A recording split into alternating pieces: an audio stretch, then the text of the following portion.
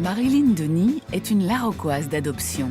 Cette Toulousaine est tombée amoureuse il y a 13 ans d'un enfant du village et n'est jamais repartie.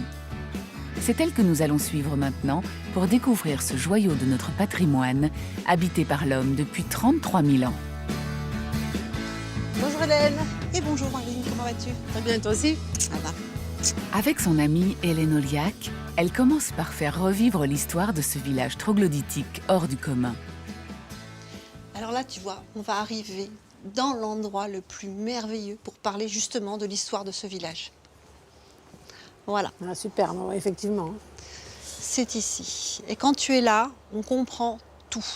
Parce que finalement, tout vient de cette falaise qui a été toujours une protection naturelle et une source de nourriture, d'eau, qui explique pourquoi les gens, depuis très longtemps, se sont installés ici. Et à chaque fois, autour des sources, pour que dans chaque maison, il y ait au moins une source d'eau potable, ce qui, en cas de siège, peut être très utile.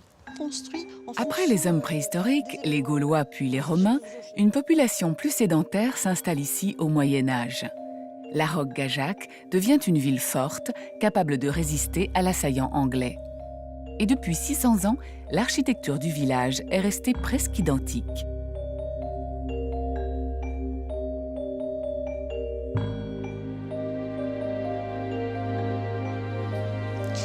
Alors là, Marine, je t'amène dans un endroit très spécifique à la Roque. Fais très attention aux marches, elles sont mauvaises. Oui, effectivement. Voilà. D'accrocher les cheveux. Alors là, tu sais que donc, la Dordogne a toujours eu des crues relativement énormes, qui ont commencé finalement, surtout le siècle dernier, à être plus ou moins canalisées avec les barrages. Et depuis qu'il y a les barrages, on a beaucoup moins de crues. Mais subsistent, et ça c'est vraiment une particularité larocquoise, ces petits escaliers. Ils servaient à évacuer en cas de crue soudaine tous les habitants d'en bas pour les amener à l'étage du dessus. Et évidemment, avec eux, ils transportaient le grain, enfin tout ce qui était fragile. Ça, c'est super rigolo. Et il y en a partout dans tout le village. Donc c'est pour ça que j'en ai un chez moi aussi. Et voilà, maintenant tu sais pourquoi t'en as un. Voilà. Mais à Laroque-Gajac, la Dordogne n'est pas la seule menace. La roche calcaire de la falaise qui abrite le village est fragile. Le 17 janvier 1957, elle a même été à l'origine d'un drame. Ici, c'est malheureusement le seul endroit qui a été détruit lors de la chute du rocher en 1957. Par contre, on voit très bien encore les traces dans la roche des anciennes toitures. Voilà, donc là, on voit encore des morceaux de zinc, on voit les trous pour les poutres qui supportaient les toitures, etc. Et là, si tu le veux bien, on va aller voir André, Georgie, qui lui a vécu 57. André, nous sommes là. Oui, je suis en pèlerinage là parce que je suis au-dessus de la maison où justement je me trouvais ce jour-là. On était avec monsieur le curé, on faisait une séance de catéchisme. Tu avais quel âge J'avais 10 ans. 10 ans, ah 10 ans, oui. Et à 10 h du matin, on a entendu subitement un grand bruit. Ouais. Et le rocher, la partie du rocher qui est tombée se trouvait juste là. Et c'est tombé à 50 mètres à peu près de la maison où on se trouvait dedans. Donc on a eu très peur. Mais c'est surtout la poussière. On ne voyait plus rien, on se serait cru en pleine nuit. Donc c'était quand même assez spectaculaire. Mais c'était le jour où on avait la bonne étoile. Voilà, c'est comme ça. Ça avait fait des victimes, André? Et oui, ça avait fait 3 victimes. Près de 60 ans plus tard, l'empreinte du rocher détaché est toujours bien visible. En 2010, une partie des ruines du vieux fort est tombée sur un manoir. 350 tonnes de pierre. Une situation d'urgence face à laquelle la commune a réagi. Aujourd'hui, des capteurs mesurent les mouvements de la roche et d'immenses filets d'acier ont été tendus aux endroits sensibles. Le village est désormais sécurisé et les habitants rassurés. Cette falaise adulée et crainte est aussi à l'origine d'un bien étrange phénomène. Au cœur des ruelles étroites du village, Marilyn nous fait découvrir des plantes tropicales. Un jardin exotique unique en Périgord sur lequel veille jalousement Michel Courbran. Coucou Michel. Tu vas bien? Oui. Écoute, tu ne pouvais pas me faire plus plaisir de me donner rendez-vous ici, parce que c'est le lieu où je me suis mariée il y a 11 ans. C'était en 2003, il faisait un soleil de plomb comme ça. Et on a fait les photos, si tu veux, ici, de ce magnifique jardin exotique. Par contre, je ne connais pas toutes les variétés. Alors je compte sur toi pour me les montrer. Je vais t'aider. Bah, Je super. te dirai pas tout, mais je vais t'aider. Déjà. Moi, je te suis alors. Allons-y. 150 variétés de plantes exotiques poussent ici, ce qui vaut à la Roque-Gajac le surnom de Petit Nice du Périgord. Une aventure pour le moins foisonnante, débutée dans les années 60 par un habitant du village. Le créateur du jardin, c'est Gérard Dorin, qui a sa maison ici. Donc Gérard Dorin, c'est un botaniste De renom, oui. de renom, qui voyageait énormément et qui a fait l'observation, évidemment, il est bien placé, que côté nord, la falaise le protégeait. Côté sud, il y a l'humidité de la Dordogne. Et donc tout ça fait qu'il a observé que le climat devait être propice à ce genre de plantes. Qu'il a ramené de ses voyages dans le monde entier. Et il a commencé à planter un petit peu autour de chez lui, chez son voisin, dans les terrasses. Et puis petit à petit, ça s'est étendu.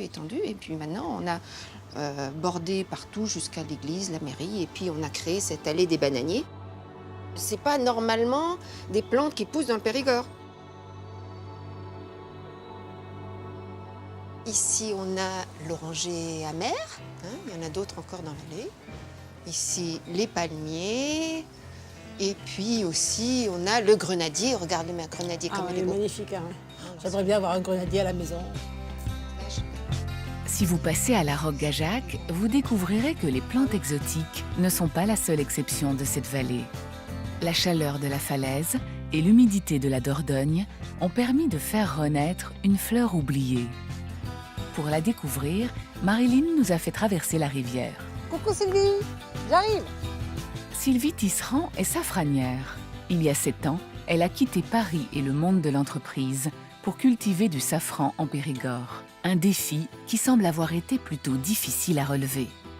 Ma production de la première année, tu te Oui, souviens? oulala. 3,25 g avec 3000 bulbes. C'était une entrée dans le monde agricole voilà, qui était un peu âpre sur le moment. Néanmoins, j'ai persévéré. Aujourd'hui, sur cette petite parcelle, Sylvie peut récolter jusqu'à 300 grammes de pistils de safran les bonnes années. Idéalement, c'est bien de planter le safran à peu près à 15-20 cm de profondeur. Donc là, vous voyez le bulbe, tu vois le bulbe igère. Ah oui. Un bulbe de cette taille-là peut faire 5, 6, 7, 8 fleurs. Et donc dans les fleurs, tu récoltes combien de pistils? Un pistil par fleur? Un pistil par fleur, plusieurs fleurs par bulbe, 150 à 200 fleurs pour faire 1 gramme de safran. En France aujourd'hui, 1 gramme de safran se négocie entre 30 et 35 euros. Le safran a toujours été très cher. Voilà. Donc là, je recouvre tout. Voilà. Très bien. Bon, mais je vais venir t'aider. Je vais venir t'aider pour le... Donc l'été prochain, je t'embauche. D'accord. Autrefois, cette épice rare et chère servait à la teinture et à la médecine. Mais le safran a disparu après le Moyen-Âge. Sylvie aimerait qu'il retrouve aujourd'hui sa place dans la cuisine traditionnelle française. Donc là, on va tester ensemble une tarte aux poires au safran. Dans le sucré, j'ai jamais testé, donc je suis curieuse. Alors, que ce soit du sucré ou du salé, la clé pour utiliser le safran, c'est de l'infuser. Ici, on a une infusion de pistil de safran dans de l'eau. Il faut l'infuser au minimum 1 heure, idéalement la veille pour le lendemain. Jeter un pistil sec dans une préparation culinaire, c'est vraiment du gâchis. Avec la coloration, le safran met en valeur les saveurs des autres ingrédients. Sylvie met donc du safran infusé dans sa pâte et de la crème fraîche liquide qui recouvre les poires. Pour finir, une touche de couleur avec des framboises du jardin. Pour une cuisson d'environ 40 minutes et à 180 degrés. Prêt pour la dégustation? Eh ben oui, attends, on a bien mérité, je crois. Ça se marie bien avec la poire. Ça sera mon prochain dessert. Comme dans la cuisine de Sylvie, en Périgord noir, l'empreinte du Moyen-Âge est partout. À l'époque, les territoires se disputent par l'épée. Alors, les châteaux sont des nids d'aigles où les armées se réfugient. Celui de Castelnau surplombe la vallée de la Dordogne depuis le XIIIe siècle. C'est dans l'histoire le château le plus convoité de la région. Un lieu incontournable pour Marilyn, qui rejoint maintenant Laetitia Bertolucci, guide au château de Castelnau. Bonjour Laetitia. Bonjour Marilyn, bienvenue au château de Castelnau. Merci beaucoup. Je voulais, en tant que Laroquoise, eh bien, montrer le château de Castelnau. Oui. Parce qu'on a une merveille ici, non loin de chez nous, de la Roque-Gajac. Oui. Donc ce château de Castelnau est aujourd'hui le musée sur l'art de la guerre au Moyen-Âge. Donc il renferme tout un tas d'armes, dont celles à taille réelle, qui sont exposées ici devant toi. Le château de Castelnau a connu de nombreux sièges, dont celui du roi de France, Charles VII, en 1442. Mais les armes royales n'ont pas eu raison de la forteresse. Marlène, voilà une des raisons pour laquelle le château de Castelnau était très difficile à prendre. Par la présence de cette barbacane, qui était l'élément primordial justement à cette défense-là, et qui est composée d'une multitude de pièges et d'obstacles. Très bien, je te suis. Premier piège. Et on va s'équiper. Étant donné que nous sommes aujourd'hui les assaillants du château de Castelnau, il mieux valait justement être bien protégés. Alors je t'équipe un calot pour commencer. Tiens, je te laisse le mettre. Un calot. Ça ressemble à une cagoule, hein? C'est ça, Ouais, c'est ça. exactement. Pour protéger ton crâne avec le frottement avec le métal. C'est top mode au XIVe siècle. Parfait. On appelle ça la salade. La salade. Il était possible de relever la visière.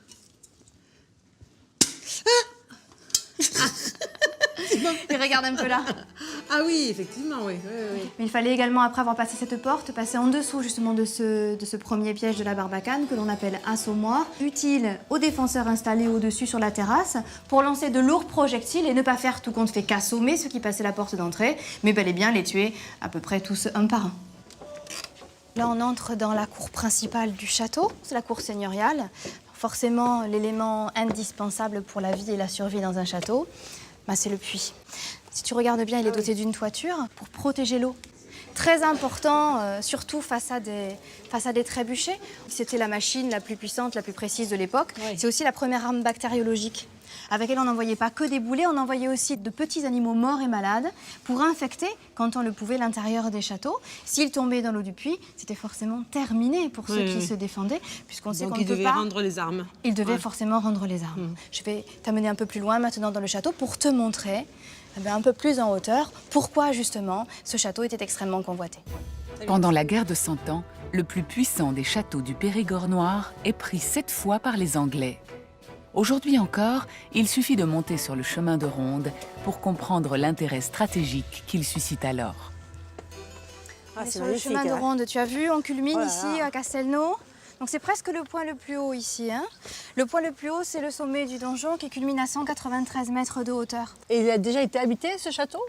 Alors non, le confort n'était pas suffisant pour qu'il serve de lieu d'habitation. Ça a été toujours un château militaire, un château frontière pour protéger les terres qui s'étendent à l'arrière.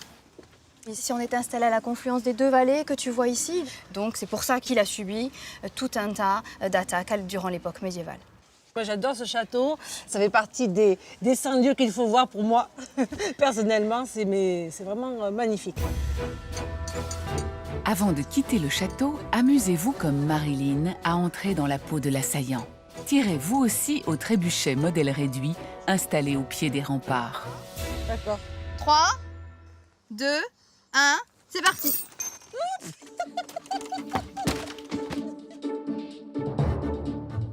L'histoire millénaire de la vallée s'écrit donc au fil de cette rivière qui a donné son nom au département. Pour le comprendre, impossible de quitter la Roque-Gajac sans naviguer sur la Dordogne. Marilyn rejoint maintenant Michel Léger à bord de l'une de ses gabarres. Bonjour Michel. Ah, salut Marilyn. J'y vais là. Au XVIIe siècle, ce bateau servait au commerce. Pendant 200 ans, les gabariers ont joué un rôle économique essentiel que Michel aime rappeler aux 140 000 personnes qui montent à bord de ces navires chaque année. Les gabariers, c'était des marchands? Ah, pas du tout. Les gabariers ne faisaient que transporter. Ils transportaient pour des négociants. C'était des bateaux à fond plat qui transportaient des marchandises. Alors essentiellement du bois à la descente, des piquets de châtaigniers qui servaient pour la vigne bordelaise et le bois de chêne qui servait pour faire les fûts. Voilà. Et quand elles remontaient, ces gabarres, elles remontaient essentiellement tout ce qui se trouvait sur un port comme Bordeaux et qui manquait dans l'intérieur du pays. Il manquait surtout du sel. Le sel, c'était un moyen de garder les aliments. Et à la Roque-Gajac, le bureau de navigation a recensé en 1858 437 gabarres Oh là, qui c'est passaient à la énorme. Roque-Gajac par an. Oui, c'est énorme, c'est énorme. L'arrivée du chemin de fer en 1870 a mis fin au commerce des gabarres sur la Dordogne. Il faut attendre 1995 pour que ces bateaux soient remis au goût du jour pour les estivants. Les gabarres sont aujourd'hui un moyen unique pour vous faire découvrir cette vallée et les châteaux qui la surplombent. C'est difficile, Michel, de conduire une gabarre? Oh, pas du tout, Marilyn. D'ailleurs, tiens, tu vas la conduire, celle-là. Tiens, prends ma place, vas-y. Tu vois? Et tu me guides, Ah, Michel, ben oui, là. mais si tu veux aller à droite, tu tournes le volant à la barre à droite, et si tu veux aller à gauche, tu tournes la barre à gauche. Alors là, et si tu veux aller tout droit, ben tu fais rien. Très bien. Là, tu évites les rochers à gauche, là, ça devrait aller. Voilà, c'est bien. C'est bon? Voilà, t'es passé, là, c'est bon. Pas trop assez près quand même, mais ça va. Donnez-moi du rhum, que j'oublie ça.